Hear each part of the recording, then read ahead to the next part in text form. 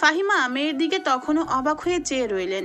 অদিতি দরজা খুলে দৌড়ে বাড়ি থেকে বের হলো। ধ্রুবকে ডক্টর চেক আপ করে দেখছিল। ধ্রুবর কপাল বেশি ফেটেছে, সেলাই লাগবে। আপাতত ধ্রুবর সেলাই চলছে। রুমের বাইরে ইহান ও ধ্রুব 3 ইডিয়েটের দল অস্থিরভাবে পায়চারি করছিল। পাশেই তানিয়া বসে আছে। তাকে খবর দিয়েছে ইহান যেন ওর মাধ্যমে অদিতিকে টেনে বাড়ি থেকে এখানে আনা যায়। অনেক হয়েছে এদের ঝগড়া বিবাদ। এবার যদি অদিতি ধ্রুবর অসুস্থতা দেখে একটু গলে, পাষাণ মেয়ে, 4 আনা নেই গায়ে শক্তি, অথচ আজ তো এক যুবকে নাকে দড়ি দিয়ে ঘোরাচ্ছে। সাহস কম নাই মেয়ের। ইহানের পাশে সৌরভ দাঁড়িয়ে আছে। তিনি হাসপাতালে আসছে পর থেকে ফোনে কথা বলছেন। এতক্ষণ হাসপাতালে বসে থেকে তার জরুরি কাজগুলো নষ্ট হচ্ছে, কিন্তু ছেলের জন্য সব কাজ ফেলে রেখে এখানে বসে আছেন।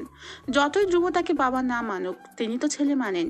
তাই তার পিতৃ সত্তা তাকে ছুটে নিয়ে এসেছে হাসপাতালে। সৌরভের দিকে এক পল চেয়ে ইহান ধীর পায়ে তানিয়ার পাশে গিয়ে দাঁড়ালো। তানিয়া দ্রুত সিনিয়রকে সম্মান দেখিয়ে উঠে দাঁড়ালো। তানিয়ার পাশে দাঁড়িয়ে ইহান নিচু গলায় জিজ্ঞেস করলো, অদিতিকে কল দিয়েছিলে? তানিয়া সঙ্গে সঙ্গে বলল, জি ভাইয়া, আসছে ও। ফোন করার 3 ঘন্টা পেরিয়ে গেছে, এতক্ষণে এসে পৌঁছে যাওয়ার কথা। ইহান ব্রুকুচকে ঘড়ি দেখে নিয়ে বলল। এত সময় তো লাগার কথা। ইহানের কথা শেষ হওয়ার আগেই দেখা গেল অদিতি হাঁপাতে হাঁপাতে করিডোরের সামনে এসে দাঁড়িয়েছে। হাতে ছোটখাটো ব্যাগ, চুল এলোমেলো, কোনো রকমে গায়ে ওড়না টেনে বেরিয়ে পড়েছে বোঝাই যাচ্ছে। ইহান অদিতিকে দেখে খুশি হলেও মুহূর্তেই মুখটা গম্ভীর করে ফেললো ও। মেয়েটাকে ধ্রুব লাই দিয়েই এত সাহস বাড়িয়েছে। ইহান না তো লাই দিবে না ধ্রুবর মতো। যত লাই দেবে তত এই 4 আনার ছোটখাটো মেয়েটা তার বন্ধুর দিল ভেঙে চুরে খান খান করে দিতে থাকবে। অদিতি ইহানদের দেখে থমকে গেল। নিজের অনুভূতি সামলে ধীর পায়ে ওদের সামনে এসে দাঁড়ালো। ইহান অদিতিকে দেখে ব্রু বাঁকিয়ে বলল, তোমাদের না মান অভিমান চলছে তো এখানে কি? ধ্রুবকে দেখতে এসেছো? অদিতি মাথাটা নামিয়ে ফেললো। চূড়ান্ত অপরাধ বোধ নিয়ে জবাব দিল, সে কেমন আছে এখন? কোন রুমে? অদিতির এত চিন্তা দেখেও ইহান রাগী গলায় বলল, ধ্রুবকে মেরে ফেললেই তো পারো, খামোকা বেচারাকে কষ্ট কেন দিচ্ছ? অদিতি তাকিয়ে রইল ইহানের দিকে, পরপর ব্যাকুল গলায় বলতে লাগলো, সব আমার জন্য হয়েছে ভাইয়া। আমার বাড়ি থেকে ইহান অদিতিকে পুরো কথা বলতে না দিয়ে সৌরভের দিকে চেয়ে দ্রুত থামিয়ে দিল। ওকে ওকে, বুঝে গেছি। পাবলিকলি আর আমার বন্ধুর কষ্টের কথা আর বলো না বোন। অদিতি থামলো। ওর চোখ দুটো ফাঁকা, কান্না দমিয়ে রাখার দরুন গলা বারবার উঠানামা করছে। হয়তো ইহানকে কিছু জিজ্ঞেস করতে চাইছে, কিন্তু বলতে পারছে না। ইহান সেটা বুঝে অদিতিকে এ যাত্রায় আশ্বস্ত করে বলল, ডোন্ট ওয়ারি, তোমার হয়েও না হওয়ার প্রেমিক ধ্রুব ঠিক হয়ে যাবে। সেলাই চলছে, বাকিরা আল্লাহ ভরসা। ডক্টর রুম থেকে বের হতেই ইহান ওইদিকে দৌড়ে গেল। অদিতি যাবে কি যাবে না ভাবছিল। ও পাশে সৌরভও দাঁড়িয়ে। তাই অদিতি সংকোচ দেখিয়ে দূর থেকে অসহায়ের মতো তাকিয়ে রইল ডক্টরের দিকে। তানিয়া পাশ থেকে সেটা দেখলো। অদিতি ধ্রুবর এই করুণ প্রেম কাহিনী তানিয়াকে আকৃষ্ট করলো। ও ধীর পায়ে অদিতির পাশে এসে দাঁড়িয়ে ওর কাঁধে আলতো করে হাত রাখলো, বলল, এখানে দাঁড়িয়ে না থেকে শুনে আয় যা। অদিতি দুহাতের চোখ মুছে ভাঙা গলায় বলল শুধু, আমার জায়গা এখানেই। তানিয়া অদিতির ভাঙা মন বুঝে ওর কাঁধে হাতটা চেপে ধরে। এতক্ষণে ভরসা পেয়ে এতদিনের জমিয়ে রাখা কান্নাগুলো যেন ছুটে বেরিয়ে আসতে চাইছে। অদিতি ফাঁকা ঢোক গিলে কান্না আটকে বলল, সব আমার জন্য হয়েছে তানিয়া। আমি তার এই অবস্থার জন্য দায়ী। তার কিছু হয়ে গেলে আমি নিজেকে কোনো দিন ভাব করতে পারবো না, কোনো দিন না। বলে চোখের জল মুছে ফেললো অদিতি। তানিয়া অদিতির সামনে এসে দাঁড়ালো। ওর কান্না ভেজা মলির মুখ দেখে বড্ড মায়া হলো তার। ও অদিতির গোল গাল সরল মুখটা আগলে ধরে তার চোখের জল মুছে সান্ত্বনা দিয়ে বলল, ঠিক হয়ে যাবে সব, চিন্তা করিস না। একটা কথা, ধ্রুব ভাই নিয়ে তোর এত পুড়ছে কেন? তোরা তো রিলেশনে নেই ওনার সঙ্গে, রাইট? ফিরিয়ে দিয়েছিলি না ধ্রুব ভাইকে? অদিতি তাকিয়ে রইল তানিয়ার দিকে। এর কোনো জবাব যে ওর নিজের কাছেও নেই। তানিয়া সেই চাহনি রেখে হালকা দীর্ঘশ্বাস ফেলে বলল, দেখ অদিতি, তুই নিজেও কষ্ট পাচ্ছিস, বেচারা ধ্রুব ভাইকেও কষ্ট দিচ্ছিস। কেন এসব করে যাচ্ছিস অদিতি? কিসের জন্যে? তুই এক পা এগোলে বাকিটা ভবিষ্যৎ আল্লাহ দেখবেন। কেন নিজেকে এভাবে আটকে রাখছিস? অদিতি সরে গেল, অস্থির গলায় বলল, তুমি জানো না আমার পরিস্থিতি, আমি এমন। তানিয়া ওকে থামিয়ে দিয়ে বলল, আমি জানি সব, সঙ্গে এও জানি তুই অযথা বিষয়টাকে জটিল করে তুলছিস। নিজের উপর ভরসা রাখ, এমন হাজারো জটিলতার মধ্যে মানুষ প্রেম করে বিয়ে করে। আপাতত নিজেকে একটা সুযোগ দে। প্রেম জীবনে বারবার আসে না অদিতি। আর ধ্রুব, তার মতো বেপরোয়া উগ্র একটা ছেলে শুধুমাত্র তোর জন্য নিজেকে এতটা বদলে ফেলেছে, এটার মানে তুই বুঝিস? অদিতি তানিয়ার থেকে চোখ সরিয়ে আলগোছে রুমের দিকে তাকালো, যেখানে ধ্রুব নিস্তেজ অবস্থায় শুয়ে আছে। তার মুখে লাগানো অক্সিজেন মাস্ক, হাত পা অব্দি নড়ছে না, কপালে ব্যান্ডেজ, যার উপরে রক্তের ছোপ ছোপ দাগ। অদিতি ওদিকে চেয়ে রইল নির্নিমেষ। তানিয়া অদিতির চাহনি লক্ষ্য করে নিজেও তাকালো ওদিকে। একসময় অদিতি বলে উঠল, আমি তার সাথে শুধুমাত্র টাইম পাস করতে চাই না তানিয়া। যদি কোনোদিন আমি তাকে কষ্ট দিই, বিয়ে করতে না পারি, সেদিন কি হবে? আমার ভীষণ ভয় হচ্ছে। তার মন ভেঙে ফেললে আমার সারা জীবন অপরাধ বোধ হবে। তানিয়া অদিতির মতো পাশে চেয়ে থাকতে থাকতে জবাব দিল, টাইম সব বলে দেবে। আর তুই এটা চিন্তা কর যে তুই যেন তেন কাউকে ভালোবাসিস না। সে ধ্রুবই আমিন। তোর জন্য সে সমস্ত পৃথিবী উল্টে ফেলতেও পারে, সম্ভব তার জন্য সেটা। অদিতি তাকিয়ে রইল অচেতন ধ্রুবর দিকে। ধ্রুবর ওই ফ্যাকাশে মুখটার অদিতি আজও বড় টানে। এই ছেলেটা প্রেমিক হিসেবে দুর্দান্ত হবে। আর অদিতি সবসময় মনে মনে ধ্রুবর মতোই কাউকে চাইতো, যে ওর জন্য দুনিয়ার সঙ্গে বাজি লড়তে পারে। একদম হঠাৎ করে মনের কোথাও যেন এগিয়ে যাওয়ার একটা আশা দেখতে পেল অদিতি। তারপর হঠাৎ করেই ওর মন থেকে সমস্ত ভয় উবে গেল। গ্রামের চাপা স্বভাবের অদিতি হুট করে সিদ্ধান্ত নিল, ওপাশে যে ছেলেটি রক্তাক্ত অবস্থায় শুয়ে আছে তার হাতে হাত মিলিয়ে অনেকটা পথ চলবে সে।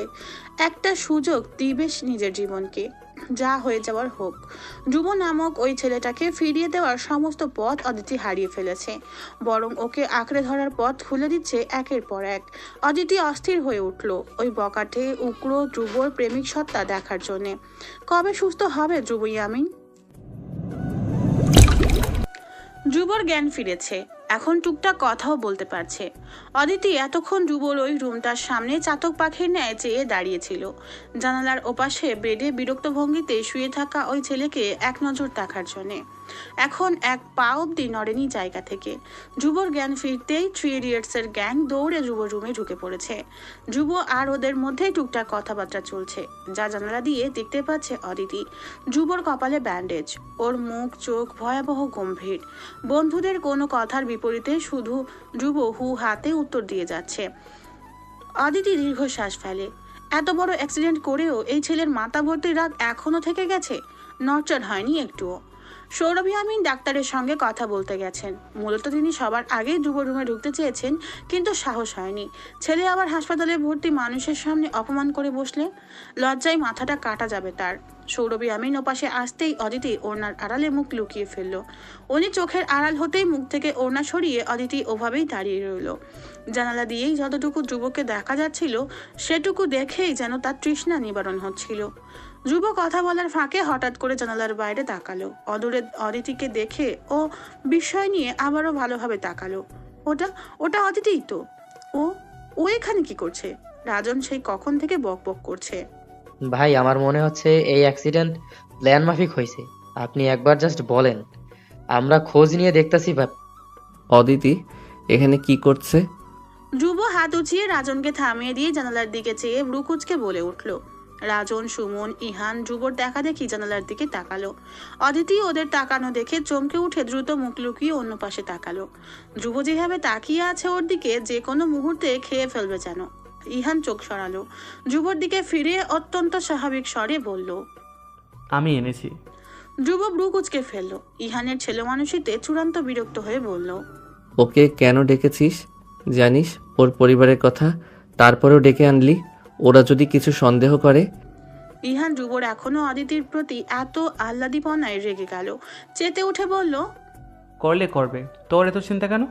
অদিতিকে এনেছি ভালোই নিজেদের মধ্যে ঝামেলা মিটিয়ে নে, অনেক হয়েছে। স্যাক্রিফাইস নেকামো না করে দুজনে মিলেমিশ কর। আমরা বাইরে যাচ্ছি, ওকে পাঠাচ্ছি রুমে। ধ্রুব চোখ উল্টে হতাশ শ্বাস ফেলল। ঘাড় সামান্য কাত করে ইহানের দিকে চেয়ে ফ্যাক্ট বোঝানোর চেষ্টা করলো। এসব এত সহজ না। ওর পরিবার। ইহান এবার রেগে গেল। ধ্রুবর হতাশ মুখের দিকে যার পরনায় অতিষ্ঠ হয়ে বলল, বালের পরিবার আমার, আমরা কি বেজন্মা নাকি? ওর এক পরিবারের অজুহাত আছে, তোর ফিলিংস, তোর আবেগ, তোর সব কিছুই ওর কাছে কিছু না। ধ্রুব ভ্রু বাঁকিয়ে জানালার দিকে একবার চেয়ে নরম কণ্ঠে বলল, আমি ওকে বুঝি ইহান, ও মুখে বলে না ঠিকই, কিন্তু ওর মনটা আমি চিনি। ইহান ব্যঙ্গ করে খিচিয়ে খিচিয়ে বলল, হ্যাঁ, খুব চিনে ফেলছ ওর মন। নেকামোটা না করে এবার দুজনে বাদ দে। ওকে রুমে পাঠাচ্ছি, কথা বল অ্যান্ড আজকে মিটমাট কর সব। ধ্রুব কিছু বলবে তার আগেই ইহান আর ওর কথা শোনার ধৈর্য রাখলো না। বাকিদের নিয়ে বেরিয়ে গেল রুম থেকে। অদিতি ওদের রুম থেকে বেরোতে দেখে এগিয়ে গেল। ইহান বাকিদের ইশারা করলো দূরে গিয়ে দাঁড়াতে। অদিতি ইহানের দিকে চেয়ে ব্যাকুল গলায় বলল, সে ঠিক আছে ভাইয়া, কোনো কমপ্লিকেশন আছে এখন আর? ইহান অদিতির ব্যাকুল গলা দেখে মনে মনে না চাইতেও হেসে ফেলল। ধ্রুব ঠিকই বলে, এই মেয়ের মন চেনা যে কারো পক্ষেই সম্ভব। কি সুইট, সরল সোজা একটা মেয়ে, অথচ এর ভাগ্যে জুটে গেছে ধ্রুবর ন্যায় রাগী বদমেজাজি এক ছেলে। আর যাই বলুক না কেন, এই মেয়ের কপালে দুঃখ আছে সামনে। তবুও দুজনের মধ্যে সম্পর্ক ঠিক করতে মাঝখানে মধ্যম লোক হিসেবে ইহান কাজ করলো। বলল, শোনো অদিতি, আজ ধ্রুবর বন্ধু হয়ে নয়, বরং তোমার ভাই হিসাবে একটা পরামর্শ দিতে চাইছি। দুজনকে অনেক জ্বালিয়ে খেয়েছো, এবারে সব শেষ করো। ধ্রুব জীবনে কোনোদিন ভালোবাসা পায়নি, একা একা থাকছে সারা জীবন। কাউকে নিজের অনুভূতি ব্যক্ত করতে আমরা ওকে কখনো দেখিনি, কিন্তু তুমি আসার পর ধ্রুব বলতেছে, বলবো না ভালো হয়ে গেছে, তবে আমাদের চোখে ও অনেকটা বদলেছে। যে ছেলে কোনোদিন কাউকে নিজের চাওয়াটুকু খুলে বলেনি, সে তোমার সামনে নিজেকে জাহির করেছে, খোলা বই হিসাবে মেলে দিয়েছে নিজেকে। তো তোমার কি উচিত না এই ছেলেটাকে আগলে রাখা? পরিবারের দোহাই দিও না। তোমার পরিবারকে আমরা বিয়ের সময় সবাই মানিয়ে নেব, ছিল। তোমার বাবার সম্মান সেফ থাকবে, চিন্তা করো না এটা নিয়ে। অদিতি শুনে গেল কথাগুলো। ইহান ওর চিন্তিত মুখটার দিকে চেয়ে সামান্য হাসলো। কাজ কিছুটা হয়ে গেছে। ইহান মুখ আবার গম্ভীর করে বলল, এখন যাও, ধ্রুবর সঙ্গে কথা বলো, ওর সঙ্গে নিজের ফিলিংস শেয়ার করো। ছেলেটাকে আল্লাহর হস্তে এবার একটু শান্তি দাও। অদিতি পুরো কথাটা শুনে মাথা নামিয়ে ফেলল। ওকে কেন সবাই দোষ দিচ্ছে? অদিতি কি করেছে? সে বলেছে ধ্রুবকে তার পেছনে ছুটতে, বরং কখনো ধ্রুবকে পজিটিভ ইঙ্গিত দেয়নিও। তারপরও সবার সকল কথা মাথা পেতে নিচ্ছেও। কারণ হচ্ছে আজকে যা ঘটেছে ধ্রুবর সঙ্গে, তার কিছুটা দায়ভার অদিতিরও।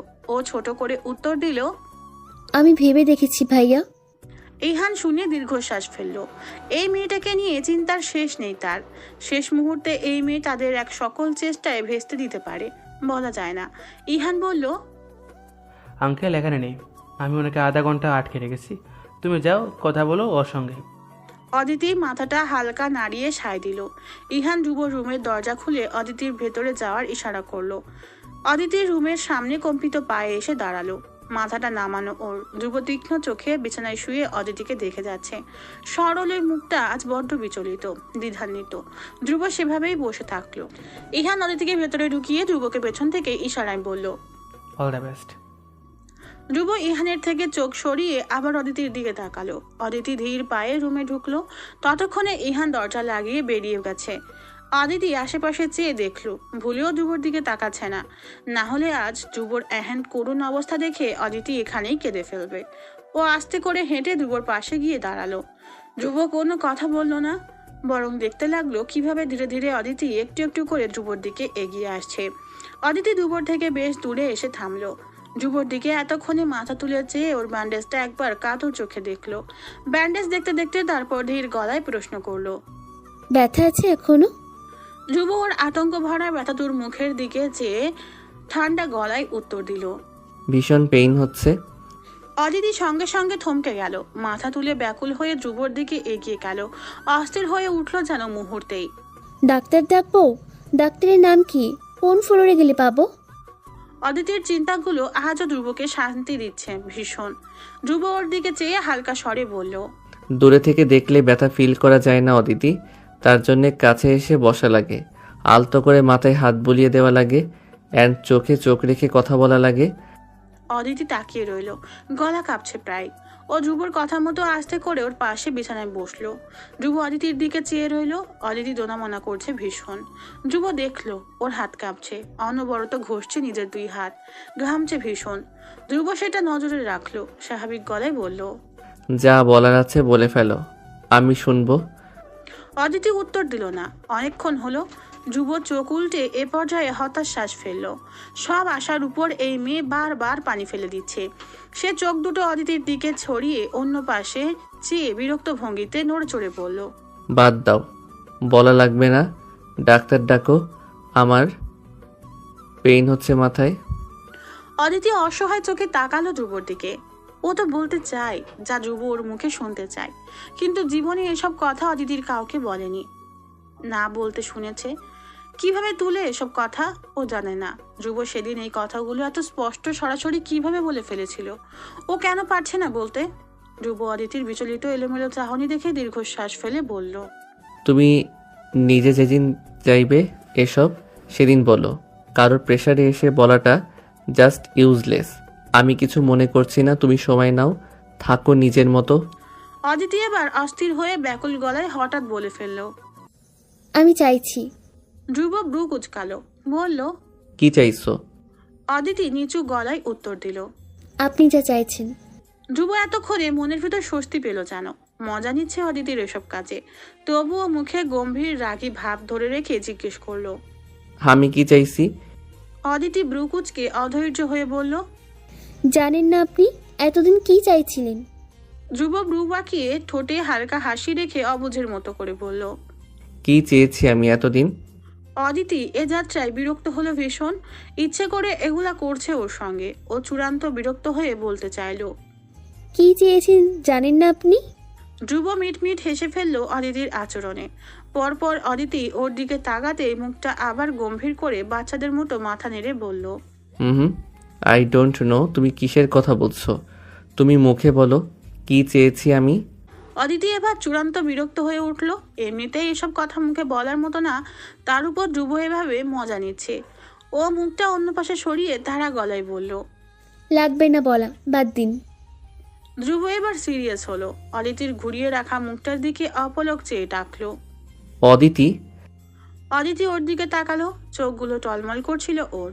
ধ্রুব এবার শান্ত গলায় বলল, আমি সেদিন যা বলেছি আমি সেসব স্পষ্ট গলায় সরাসরি বলেছি, যেন তুমি বুঝতে পারো আমি যা বলেছি সেটা নিয়ে আমি সিরিয়াস। তাই আজ আমিও চাইবো আমি যাকে নিজের জীবনের সিরিয়াস কথাগুলো বলেছি ও তার জীবনের কথাগুলো সিরিয়াসভাবেই আমাকে বলুক, রাইট? অদিতি ঢোক গিলল, চোখটা নামিয়ে নিয়ে বলল, আমার ভয় হচ্ছে ভীষণ। যদি যদি ধ্রুব থামিয়ে দিয়ে বলল, সমস্ত ঝড়ঝাপটা আমরা দুজনে একসঙ্গে ফাইট করব অদিতি। কসম, I will never leave you, I will be there for you forever and forever. Aditi তাকিয়ে রইল ধ্রুবর দিকে। ধ্রুব ব্রু কুচকে আবারও বলল, তুমি এখন নিজের মনের কথা বলার সাহস পাচ্ছ না, বাকিটা পথ তাহলে আমাদের সহজ কিভাবে হবে অদিতি? অদিতি ঢোক গিলে নিল। ওদের কথা বলার মধ্যে ডক্টর ভেতরে এলেন। ডক্টরকে দেখে অদিতি দাঁড়িয়ে গেল বেড থেকে। ধ্রুবও নড়ে চড়ে বসলো। ডক্টর ধ্রুবর প্রেসক্রিপশন দেখতে দেখে হেসে হেসে বলল, গার্লফ্রেন্ড নাকি ধ্রুব? ধ্রুব ডক্টরের মজার সঙ্গে তাল মিলিয়ে অদিতির দিকে চেয়ে মিটমিট করে হেসে বলল। সেটারই প্রিপারেশন চলছে আঙ্কেল। ডক্টর অদিতির দিকে চেয়ে দেখলো, লজ্জায় মুখ অন্য পাশে সরিয়ে ফেললো ও। ডক্টর হাসলো ধ্রুবর দিকে চেয়ে, বলল, নাইস চয়েস, আমার দোয়া আছে তোমার সঙ্গে, চালিয়ে যাও, সফল একদিন হবেই, বেস্ট অফ লাক। ধ্রুব হেসে উত্তর দিল। Thank you uncle. ডক্টর চলে গেল। অদিতি এবার মুখ খুলল, ধ্রুবর দিকে ভ্রু কুচকে চেয়ে বলল, ডাক্তারের সঙ্গে এভাবে কথা বলেন কেন? কি ভাবলেন উনি? ধ্রুব অদিতির হাতটা নিয়ে ওকে নিজের পাশটায় বসিয়ে দিয়ে বলল। যা সত্যি তাই বললাম। অদিতি ভ্রু কুচকে বলল, আমি আপনার গার্লফ্রেন্ড? নও। হইনি এখনো। ধ্রুব গা ছাড়া ভঙ্গিতে অলসভাবে বলল, হতে কতক্ষণ? এই যে এক্ষুনি হয়ে যাবে, দেখবে কিভাবে। অদিতি অবাক হয়ে তাকিয়ে রইল ধ্রুবর দিকে। ধ্রুব ওর হাত টেনে নিয়ে ওর হাতের পিঠে আলতো করে চুমু খেলো। চমকে উঠল মেয়েটা। ধ্রুব ওর বড় বড় চোখ দুখানার দিকে চেয়ে নরম স্বরে বলল, ভালোবাসা হয়নি এখনো? অদিতির গা মুচড়ে উঠল যেন। ও টেনে হাত সরিয়ে নিতে চাইলো, ধ্রুব ছাড়লো না। হাতের পিঠে আরেকবার গরম নরম চুমু খেয়ে বলল, হয়নি এখনো ভালোবাসা? অদিতি আর এবার হাত সরালো না, লজ্জায় চোখ নামিয়ে ফেলল।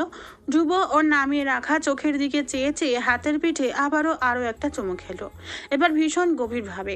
অদিতির সারা গা যেন ওই এক ছুটে শিউরে উঠল, চোখ মুখ খিচে ফেলেছে ও। ধ্রুব এবার মারাত্মক হাসকি গলায় জিজ্ঞেস করলো,